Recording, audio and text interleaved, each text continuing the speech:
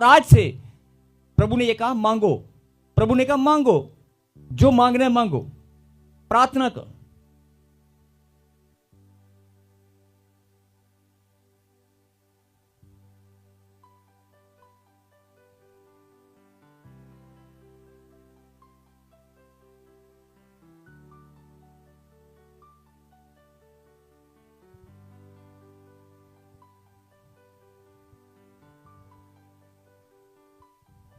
फिर से कहें हालेलुया, हालेलुया। यही बात परमेश्वर आपको समझाना चाहते हैं कि जो जवान बच्चे हैं, जो सेवा करने वाले हैं, 4-4 5-5 साल हो गए आपको सेवा करते हुए।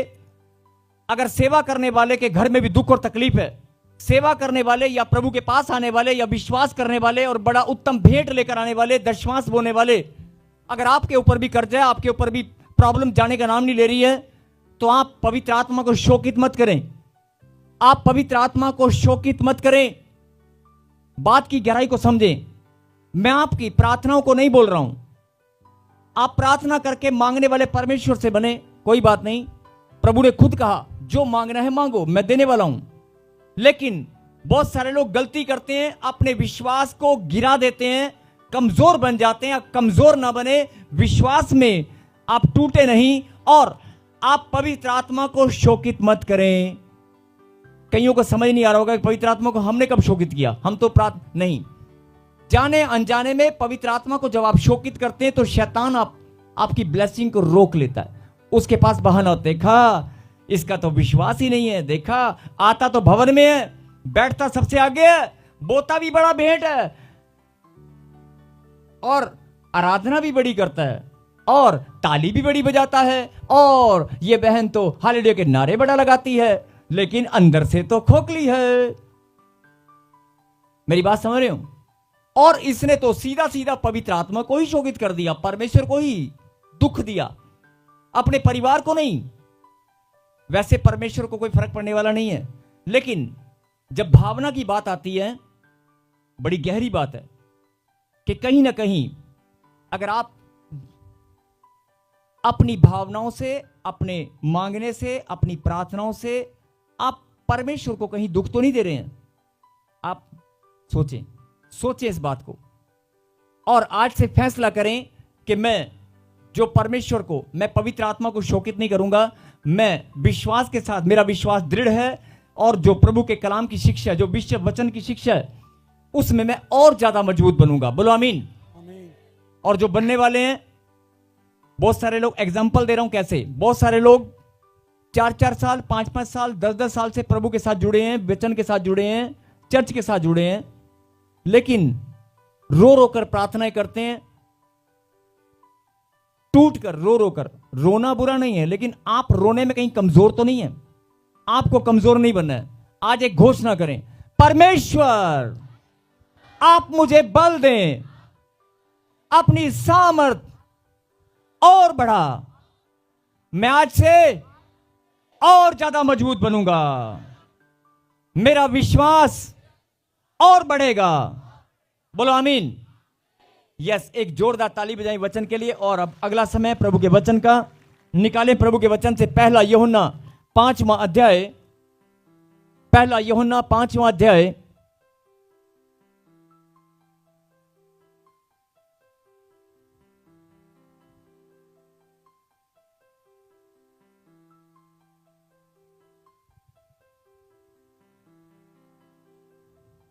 पहला यूहन्ना 5वां अध्याय और 4थी आयत को हम पढ़ेंगे। हालेलुया। लेकिन वचन में जाने से पहले फिर से सुने, परमेश्वर आपसे पूछ रहे हैं, कर्जा है आपके पास? हालेलुया। अरे कर्जा है आपके पास, है कि नहीं? बेरोजगारी है कि नहीं? अरे थोड़ा थोड़ा होना चाहिए, समझा करो बात को, है कि नहीं? बेरोजगारी है, कर्जा नहीं है तो बोलो, सच बोलो। आपके परिवार में कोई बच्चा अगर बेरोजगार है तो बोलो। मुझे नहीं बोलना है, आपको अपनी आत्मा में देखो। जो मैं बोल रहा हूं, आज आप बहुत बड़ी जीत हासिल करने वाले हो। आमीन। अगर तो नींद आ गई फिर तो गारंटी है, नहीं? फिर तो गारंटी है मैं प्रार्थना करता हूं एक स्वर्गदूत आए और उठा कर जाए, है ना। नींद नहीं आनी चाहिए। आज जो आप सीखोगे, जो परमेश्वर ने आपके लिए भेजा है ना, बोलो कर्जा है, अरे है कि नहीं, अरे बेरोजगारी है, शारीरिक पीड़ा, कंधे में, बाजू में, घुटने में। देखो थोड़ा थोड़ा बोलते रहना यार, साथ देना सबने, ठीक है। थोड़ा थोड़ा साथ जरूर देना, ठीक है, सब थोड़ा थोड़ा बोलना है, ठीक है। घुटने में ग्रीस किसकी खत्म हो गई है? ग्रीस कहना आधे बोलते हैं साड़ी ना गोडियां दी ग्रीस खत्म हो गई है। ये ट्रक वाले गड्डी वाले से ग्रीस भर देना उसे, बोला हालेलुया। हाँ जी, कर्जा है, ज्यादा नहीं, सिर्फ 15 मिनट के लिए मैं आपसे विनती करता हूं कि अपने ध्यान को केंद्रित करें। सिर्फ 15 मिनट में जिंदगी बदलने वाली है। 15 मिनट में जिंदगी बदलने वाली है। आमीन। 15 मिनट में वो कुछ होने वाला है जो 15 साल में नहीं हुआ। यस आमीन। आज यहीं बैठे बैठे आप बदलने वाले हैं। आमीन। आपके रिश्तों में, आपके जीवन में बहुत कुछ बदलने वाला है। आमीन। यस, कर्जा है, पक्की बात है। इतना टाइम हो गया मुझे प्रार्थना करते करते यार, कर्जे वाले अभी भी हाथ खड़ा कर रहे हैं। चलो कोई बात नहीं। दर्द पीड़ा है शरीर में, मन में दर्द है, बच्चियां दा, रिश्तेदारां दा दुख है ना। एक मन की पीड़ा होती है, मन की, वो सबके पास होती है ना। शारीरिक पीड़ाएं, मन की पीड़ाएं, मानसिक पीड़ाएं, हैं कि नहीं? कईयों को ना ऐसे करते हैं, मतलब मैं शारीरिक पीड़ा की बात कर रहा हूं। मैं आपकी सुस्ती, अंगड़ाई लेने लग जाते हैं लोग कहीं। प्रभु का भय होना चाहिए। अगर खुदा का कलाम जब आप सुन रहे हैं तो आपकी बॉडी के अंदर सुस्ती नहीं होनी चाहिए। सुस्ती कैसे आ गई? आपके खून पानी हड्डियों के अंदर करंट होना चाहिए। खुदा का कलाम चल रहा है, खुदा का कलाम आपके अंदर जा रहा है, जिसने आपको बदलना है। खुदा का कलाम चल रहा है। बहुत सारे लोग उबासियां लेते हैं, कोई ले नहीं रहा, मैं वैसे बोल रहा हूं। बहुत सारे लोग अंगड़ाई लेते हैं। अगर ऐसा है तो गद्दा और बिस्तर लाकर पीछे लेट जाया करो। या आने की क्या जरूरत है, घर में सोया करो। जिंदगी पड़ी है सोने के लिए, खाने के लिए, पीने के लिए, लेकिन खुदा की कलाम को सुनने के लिए जो समय परमेश्वर ने आपके जीवन में ठहराया वो बहुत उत्तम है। बहुत उत्तम समय परमेश्वर ने आपको दिया है। और मैं चाहता हूं कि सब लोग ध्यान से सुने। कर्जा है, बीमारी है, थोड़ी बहुत तो होगी। अरे सर का दर्द, बुखार, खांसी, टाइफाइड, कुछ तो होगा, कुछ तो होगा, थोड़ा बहुत तो होगा। अगर है तो बोलना है। कर्जा है, बीमारी है, शारीरिक पीड़ा है, मानसिक पीड़ा है, लड़ाई झगड़ा है? नहीं, बिल्कुल नहीं है। और हम झूठ बोल रहे हैं। लड़ाई झगड़ा तो सबके होता है कि नहीं? जिस चीज को भी आज उखाड़ना चाहते हो, सदा के लिए परमानेंट उखड़ेगी आज। आमीन। फैसला करना, आज परमानेंट उखड़ेगी। अपने मन को फिर से हरा भरा करो। जो उजड़ा हुआ जैसे पेड़ होता है ना, उखड़ा हुआ कमजोर पेड़, वो नहीं। आपके अंदर विश्वास रूपी जो पेड़ है वो हरा भरा करो। पहले खुदा की बात को सुनने से पहले, खुदा की बात को ग्रहण करने से पहले, अपने अंदर जो विश्वास रूपी पेड़ है उसे हरा भरा कर ले। यस आमीन। कर्जा है, दर्द पीड़ा है, रिपोर्ट में कुछ गड़बड़ है, आपकी ना हो, आपके बच्चों पर, पूरे सबकी बोलते हैं ना, है ना। कोई बात की घटी है, लड़ाई झगड़ा है, कलेश है, नींद नहीं आती बहुत लोगों को, चिंता है, क्या है, थोड़ी थोड़ी है, थोड़ी थोड़ी है, रोज नई नई आती है, थोड़ी थोड़ी है, चिंता है। जो बोल रहा हूं सच्चे सच्चे मन से बोलते जाना। और इनमें से जिस चीज को उखाड़ना है, खुदा के घर से जब आप निकलोगे, आज देखना अपने आप गवाही देके जाओगे। आमीन। चिंता है,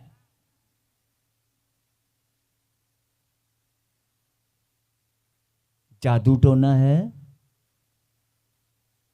थोड़ा बहुत, कोई भूतड़ी भातड़ी तो नहीं घूमती घर च? हाँ? कहीं कहीं पता कहते हैं उदा तो नहीं हैगी, पर एक चिंबड़ गई मेरे काके नूं, मड़ा जा छुड़ा दिओ, फोन ते बड़ी चिंबड़दी जे। उदा तो नहीं हैगी, पर एक ना आ गई है। बहुत सारी बहनें प्रार्थना करती हैं, उदा तो मेरी कुड़ी ठीक है, पर एक भूत जा चिपट गया मेरी कुड़ी के पीछे एक भूत आन लग गया। और जो कॉलेज जाती है स्कूले जाती है पीछे पीछे प्रॉपर्टी माड़ी दुआ करो। ये ਜਿਹੜੇ ਭੂਤ ਭਾਤ ਭੂਤੜੀਆਂ जिन्नी भी ने ਜਿਹੜੇ चिंबड़ते ने चिंबड़ की सोचते ने, ये सारे का छुटकारा होना जे अज सारे का। प्रॉब्लम आपके पास होनी नहीं चाहिए, क्योंकि प्रॉब्लम को परमेश्वर ने अपने बलिदान के द्वारा उखाड़ कर फेंक दिया है। आमीन। 2026 साल पहले अपना लहू बहाकर सूली पर जान देकर बोलता है, मैंने तेरे और तेरे आने वाली पीढ़ियों के लिए बलिदान दिया है। वो बलिदान व्यर्थ कैसे हो सकता है? अगर मैंने बलिदान दिया है तेरे लिए, तो तेरे घर में तेरे जीवन में प्रॉब्लम नहीं होनी चाहिए। आनंद ही आनंद, चंगाई और आनंद, बढ़ोतरी, कामयाबी, सफलता। आमीन। लेकिन है तो इसका मतलब कुछ आपके अंदर कमी है। तो आज फिर से एक प्रार्थना करेंगे, परमेश्वर, ऐसे नहीं मुंह से बोलो, परमेश्वर मैं अपने सोचने समझने को, अपने विचारों को, अपने हृदय को आपको समर्पित करता हूं, अपने जीवन को आपको समर्पित करता हूं। बोलो आमीन। आमीन। अब अगर आपने प्रभु को सब कुछ सौंप दिया है, तो परमेश्वर आपको आज जिताने वाले हैं। यस आमीन। एक गवाही देनी है और कोई झूठ नहीं बोलेगा। गवाही दोगे? वॉलंटियर्स पीछे जितने भी हैं, गवाही दोगे? जवान बच्चे जो वीजा चाहते हैं, जो नौकरी चाहते हैं, जिनके काम रुके हुए हैं, मैंने कहा ना आज चमत्कार होगा। गवाही दोगे? जो परमेश्वर का बेटा है और जो परमेश्वर की बेटी है, जिसको पता है कि मैं बेटा हूं या बेटी हूं, वो ऊंची आवाज से के, मैं परमेश्वर का बेटा हूं, मैं परमेश्वर की बेटी हूं। बोलो आमीन। आमीन। आपने बोल दिया, मैंने कहा था गवाही देनी है, आपने गवाही दिया। अब आप ये बताएं, ये जो गवाही आपने दिया है, ये जो गवाही आपने दी है, इसमें कोई झूठ तो नहीं बोला? अपने मन से बोला, अपने सत्य बोला है? आपको लगता है कि आप परमेश्वर की संतान है? खाली लगता ही है कि पता है? पता है ना? हाँ जी पता है। अगर पता है कि तू मेरी संतान है, मेरा बेटा है, मेरी बेटी है, तो तेरे घर में जो समस्या है ना, उनको देखकर मुझे भी दुख होता है ना। तो मैं ये तुझे समझाना चाहता हूं कि आज मैं सबको उखाड़ूंगा, सबको, आमीन। सबको, अगर तू मेरा बेटा है तो। यस, पढ़ेंगे वचन को 5 का पहला यूहन्ना, और ध्यान से सुनना जिन्होंने गवाही दी है। गवाही दी है कि नहीं? फिर से बोलो, क्या गवाही दी आपने? मैं परमेश्वर का बेटा हूं और मैं परमेश्वर की। आपने गवाही दी है, अभी मुंह से अंगीकार किया, आत्मा से सच बोला।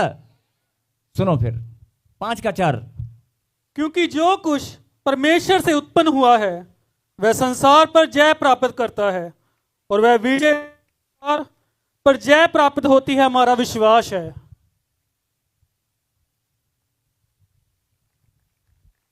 बोलो हालेलुया। हालेलुया।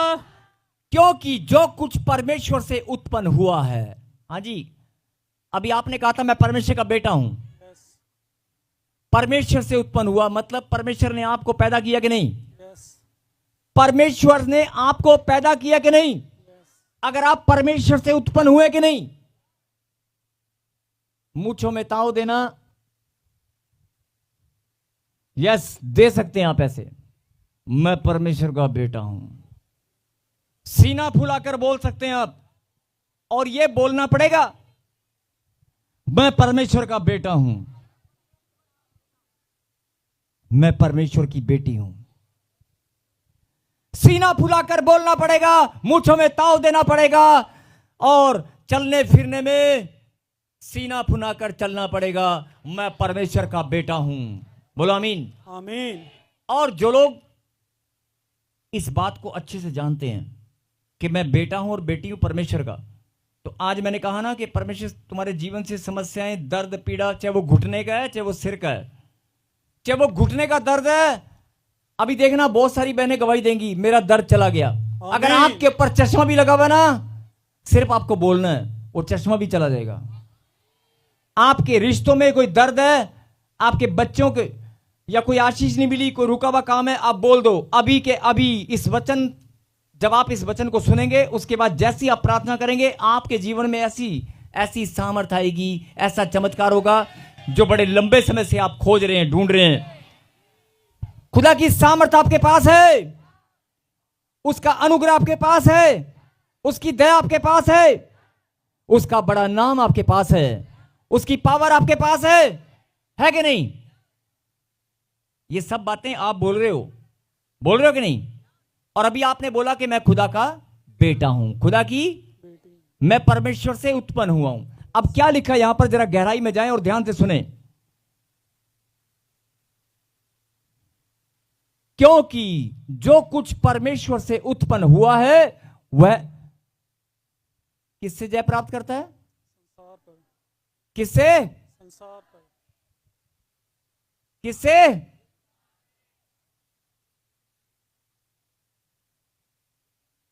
ध्यान से, बड़ी गहरी बात है, जरा ध्यान से सुनना। जो परमेश्वर से उत्पन्न हुआ है वह संसार पर जय प्राप्त करता है। अब आप ये बताओ, खुदा का कलाम उसे, उसके मुंह से निकली वाणी नहीं टलेगी। सही है कि नहीं? अब कई लोग बोलते हैं, बात तो सही है, जो खुदा से उत्पन्न हुआ है वचन में लिखा है, मैंने नहीं लिखा है, खुदा ने लिखा है, और खुदा का कलाम सत्य है, वो संसार पर जय प्राप्त करता है। खुदा ने आपको ऐसी सामर्थ्य दी है, सुप्रीम पावर दी है, शक्ति दी है। अगर तू चाहे फैसला करे, संसार पर जीत प्राप्त करेगा। अभी तू एक रिश्तों पे जीत प्राप्त नहीं कर पा रहा है, अभी तू घुटने के दर्द पे जीत प्राप्त नहीं कर पा रहा है, अभी तू कंधा ऊपर नहीं उठा पा रहा है, एक उंगली में तेरी दर्द है, उंगली से हार गया तू, आंखों पे चश्मा लगा गया तू। अरे किस किस से हार रहे हो? कब तक हारते रहोगे? खुदा का कलाम सत्य है, बोलो आमीन। लेकिन जो पहले जीवन में हो चुका वो हो चुका, जो दंड मिलना था वो मिल चुका, लेकिन अब आगे नहीं मिलेगा। अगर आप इस बात को समझ जाओगे, बोलो आमीन। आमीन। जो खुदा का बेटा है, जो परमेश्वर से उत्पन्न हुआ है, वो संसार पर जय प्राप्त करता है। किस पर? किस पर? परमेश्वर ने कहा मैं तुझे जीतने के लिए रखा है, संसार पे जिताऊंगा।